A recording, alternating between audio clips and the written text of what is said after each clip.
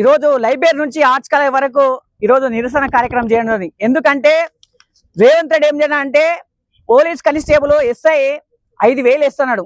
అరే నాయన, ఈరోజు 5,000 నోటిఫికేషన్ చేస్తే ఈరోజు ఇన్ని జిల్లాలకు ఏం సరిపోతాయిరా అంటే ఒక్కొక్క జిల్లాలకు 50 నోట్లే పెడతావా? ఎవరికి న్యాయం జరుగుతుంది?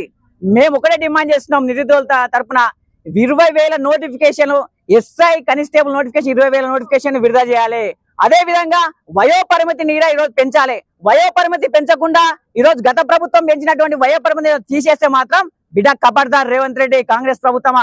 ఎక్కడ అక్కడ ఈరోజు నిరుద్యోగుల తరఫున మేము డిమాండ్ చేస్తాం, బిడ్డ నువ్వు వయోపరిమితి పెంచి ఈరోజు 20,000 నోటిఫికేషన్ ఇవ్వకపోతే మాత్రం నీ ప్రభుత్వాన్ని బొంద పెడతామని చెప్తాం. అదే విధంగా నువ్వు మీ ఎన్నికలు ఇచ్చినటువంటి మేనిఫెస్టో ప్రకారం నువ్వేమన్నావు? మెగా డిఎస్ అన్నావు.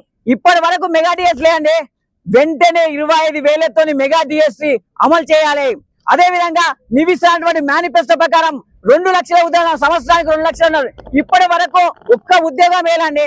6,000 ఉద్యోగాలు వేసి నేనేదో 60,000 ఉద్యోగాలు ఇచ్చిన 60,000 అది సిగ్గుశరం ఉన్నారు రేవంత్ రెడ్డి.